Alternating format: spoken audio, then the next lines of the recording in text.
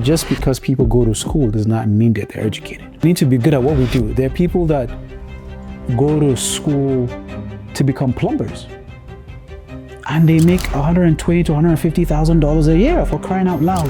There are people that are electricians. They're the highest paid in terms of tradesmen. You don't have to have a degree. They make more money than people that actually have degrees. Sometimes we try to do things that are just too sophisticated, too grand, too big. There are people that just sell small chops, and they're doing very well.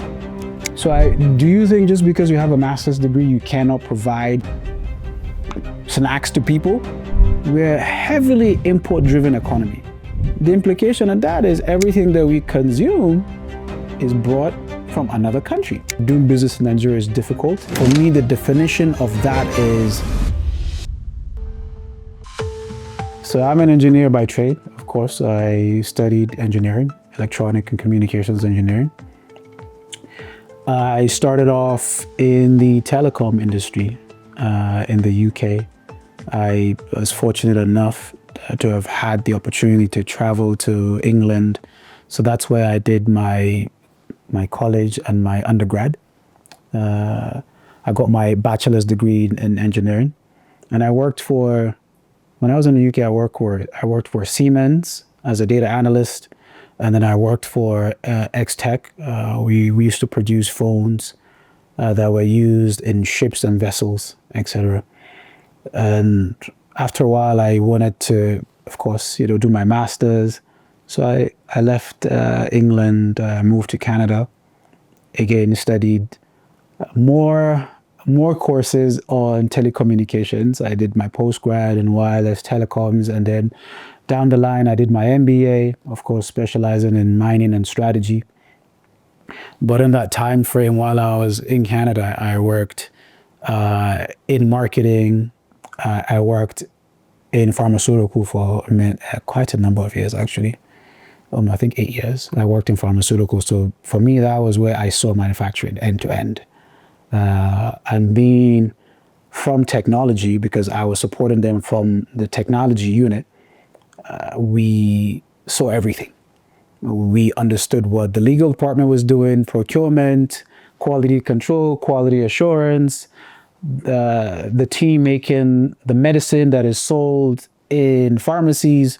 So I saw everything. So I had a sense of appreciation for manufacturing.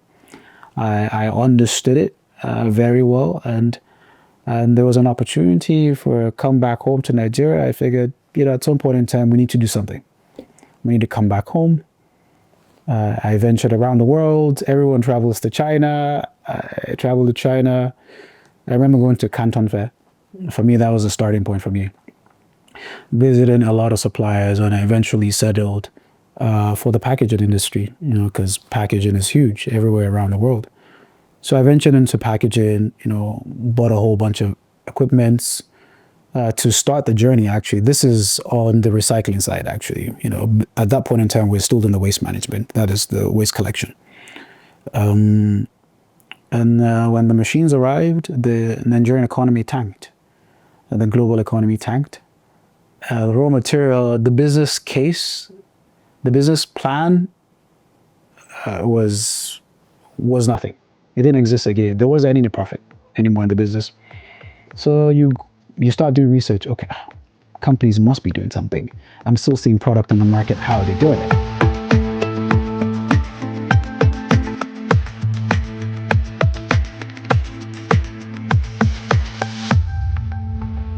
My name is Habib Ahmed. I am the Chief Executive Officer and Managing Director of Environmental Expressions Limited. We are a company based out of Abuja, Nigeria.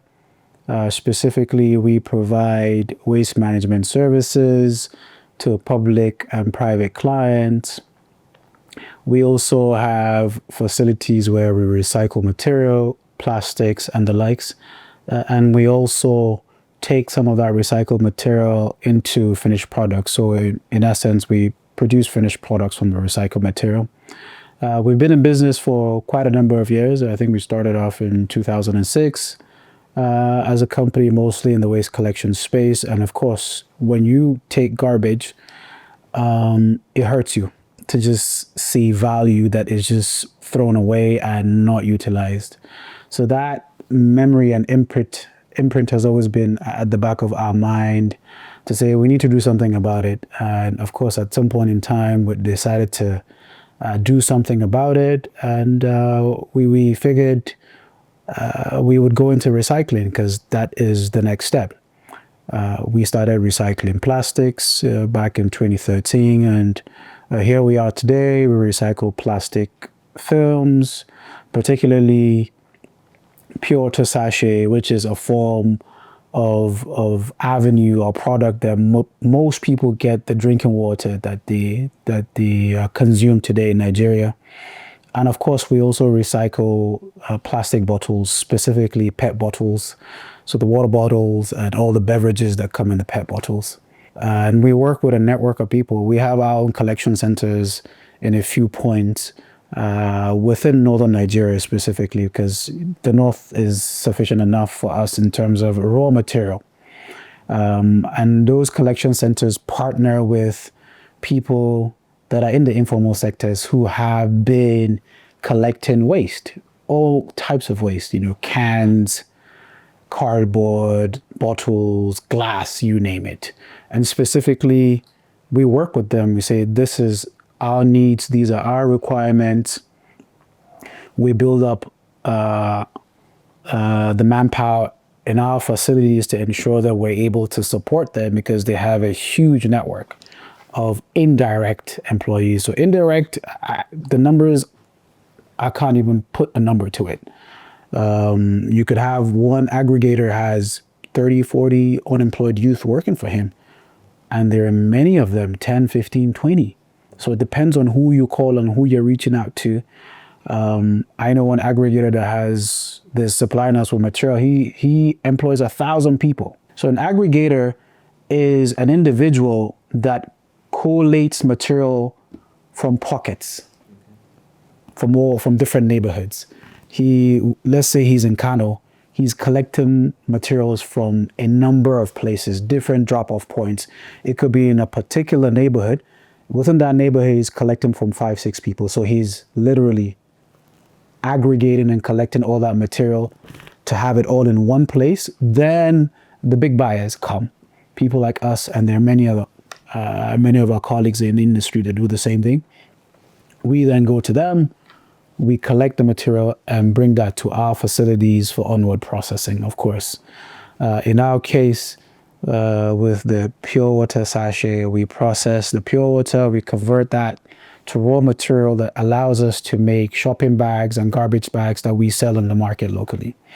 You may not be able to differentiate because it's your typical black bags that is available anywhere in the market, except for the fact that you have used the bag and the little branding that we have on the bag. Then you'll get a clear sense of, okay, this product is definitely from EEL. EEL is short for Environmental Expressions Limited. So that's basically what it is, for us in terms of staff strength. We have the service team, and then of course we have the manufacturing team. So you can employ a lot of people within the environmental space because there's just so much work that needs to be done. There isn't no infrastructure. There's literally no structure in place, except for big cities like Abuja, Lagos, etc., Ogun State, and a couple other places. But apart from that, for the most part, there isn't any real structure in place with respect to waste management. And we're hoping that as the years go by, things will continue to improve. People will see the opportunity that this is a huge employer of labor, and there's the need to pay more attention to it, not just from the employment side, but also from the health side of things, to make sure that the community is clean and you have less challenges also from a health perspective. The air that we breathe will be clean, etc., and the likes. I started buying the pellets from people, and then I just moved backwards. I bought machines. I would buy the pre-processed raw material, make the pellets myself, and then I said, okay, well, the pre-processed raw material, I need to make it myself.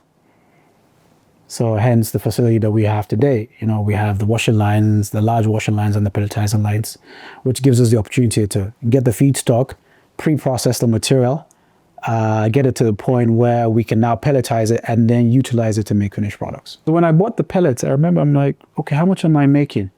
No, I need to make more money, man. What is this? So I asked questions. Where are they getting the material to produce these pellets? I want to see the machine. Okay. I actually have the machine. Great. So I started looking for the materials. So that's how I started working backwards. Where they didn't get the materials from? Okay, how are they processing the material? And then I started fabricating machines too. I fabricated my first crusher. I'll show you. And that was the journey. So I started to work backwards. I just kept working backwards. And the moment I cracked the code, I spent a lot of time. Because I was coming from pharmaceutical. And when you make drugs, it's all about formulas. I'm like, there has to be a formulation for this thing. So I played around with different types of material. It doesn't matter what was available. We would still mix it in a manner and produce the same finished product. And you wouldn't know. So for me, right from day one, I just said, nope, 100% recycled material. Unless if we're making a product that requires us to produce virgin material. And in some instances, for example, I produce garbage bags for hospitals within the city of Abuja. And in hospitals, garbage bags are color-coded, yellow, red, blue, green, depending on what it's used for. So some instances we would buy virgin material, and after a while I said, well, we need to get transparent material and recycle it. And voila, we started making recycled colored garbage bags. The opportunity is right there, it's sitting in front of you, and no one's doing anything about it. To me, it doesn't make any sense. It's mind-boggling. So we need to go at it and continue to improve, create a model that other people can replicate. It's just very simple. And the thing about business is sometimes we try to do things that are just too sophisticated, too grand, too big. There are people that just sell small chops and they're doing very well. So do you think just because you have a master's degree, you cannot provide snacks to people? As long as they're paid and you can make top-notch quality snacks, doesn't make any difference to me. I mean, I studied engineering, but I've worked in pharmaceutical, but here I am, I'm doing waste management. You can call me Babambola because I pick up garbage, but someone has to offer that service and then we're willing to do it. If I don't do it, it's going to become a menace to society. If we stop work today, the entire place will be a mess. So as far as I'm concerned, you have to have a passion for the things that we do. You have to be passionate to want to take care of your environment, to want to smell fresh air. For people to say, oh, I don't go to the hospital anymore because there are no mosquitoes around. Because the entire place is clean. We need to aim for something as a society and as a people. When you have been around systems where people create things, you embody that mentality. Unfortunately, sometimes in Nigeria, you have people do briefcase business. They do business, but there really isn't a structure in place. Case in point, when that person passes on and they're no longer alive, the business no longer exists. So we need to change the trajectory of how we do things as a people. And also keep in mind that we're a heavily import-driven economy. The implication of that is everything that we consume is brought from another country. How do we change that? By making it ourselves. Nobody wants to do the heavy lifting. People are afraid, what if government changes, government policies? Yes, we acknowledge the fact that doing business in Nigeria is difficult, and we are hopeful that the government would begin to address some of these issues to make life seamless and easy for people. And for me, the definition of that is for anyone to be able to walk into somewhere and not know anyone and get service. So you have a container that comes in. I didn't need to make a phone call. In 48 hours, it was cleared. For me, that is service. If we're able to get government to make the environment conducive enough to that level to do business, no one will stop us as a people and as a country. But how do you overcome the current challenges? We know all we want the government to lead, but when it's How do you overcome those challenges? The question is this, what are those challenges? The challenges are monumental. So you find that when you do business, you end up being a government of your own. You have to provide electricity, infrastructure, the whole 9 yards. You overcome that challenges by actually putting something in place and continue to advocate and really connect with people that work in government to say, you need to change direction. And I think over the last 8 years, really, government is starting to listen, but not at the pace or rate that we expect them to listen. But things have changed over the last 8 years, probably 12 years, but it needs to aggressively get better. The challenges are huge. There's infrastructure issues. The roads are bad. There's no power. So it is to begin to address pillars of society, certain pillars of productive economies, and that will have a spillover effect. For example, the roads are bad. Great. But if you say there's 24/7 electricity everywhere, the conversation changes now. If you say private companies can build their own rail network, the conversation changes. So making the business environment conducive enough is for government to pull back and allow for Nigerians to develop the country. Of course, there's certain aspects where we want the government to step in, but it's to step in to make it easy for people to build their country. You don't have to be the one to do everything yourself, which has always been the case. That's why, in my opinion, Nigeria has sort of stagnated with respect to development. But now you can go set up your own power plant from wherever you're from, connect that power plant to the distribution network in that particular region and supply power and for people to pay. You weren't able to do that before.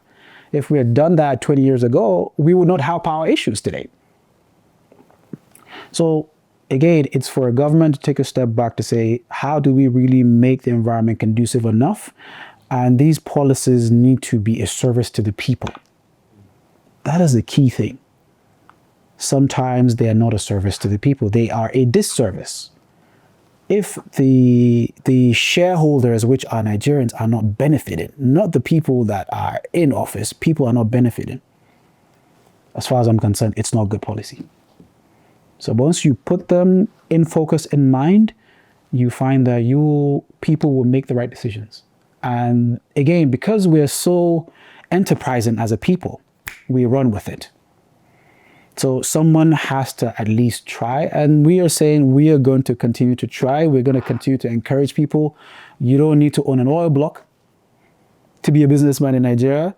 You don't need to own an airplane to be a businessman. There minute little things that you can do in your own infinite power and wisdom, servicing Nigerians, providing services or products to everyday Nigerians, and you will do well and fine.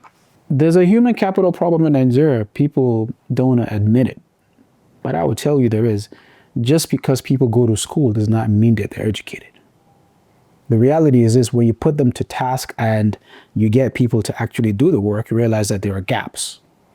So yes, there's a certain type of skill set that is available, but the certain type of skill set that is required to drive the country to where it needs to be, a lot more work needs to be done on the educational sector. So there is a human capital problem. Physical labor is available, but beyond physical labor, there are gaps. That's just the truth of the matter. People don't want to admit it, but it's the reality. The systems that are in place that are training people don't get people to be at their best. If you have a tiler, it's a headache. Why is the tile not leveled? What? Because the proper training is not there. So it doesn't have to be formal education, even technical education. We need to specialize. We need to be good at what we do. There are people that go to school to become plumbers, and they make $120,000 to $150,000 a year, for crying out loud. They like physical work. There are people that are electricians. They're the highest paid in terms of tradesmen. You don't have to have a degree. They make more money than people that actually have degrees. So we need to reorient ourselves to say you don't need to have a degree. For me, it doesn't make any sense. Having a degree is good to a certain extent, but you don't need to have a degree. You just need to be able to use what the brain that God has given you for you to be able to learn things, how to make and how to do things, and to do it really well.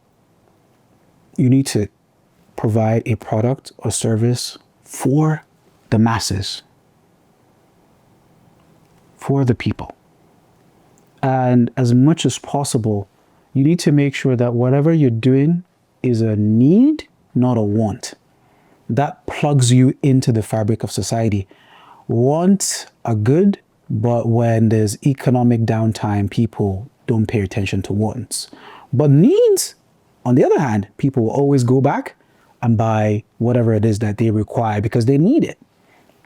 Number two, patience. And you have to realize that this is not a straight journey. And you need to be willing to listen to people. Be very open.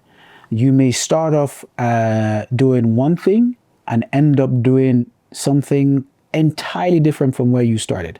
So where you start is not where you end. And you have to, of course, take into cognizance the environment that we're in and the sort of challenges. Getting capital to buy a machine is not it. There's everything else that you need to get that machine to work. So you always need to take a step back and be more realistic. It's not a friend told you this business is great. You need to actually go out there and do a proper market survey. Who's buying this? How much are they buying it and for what?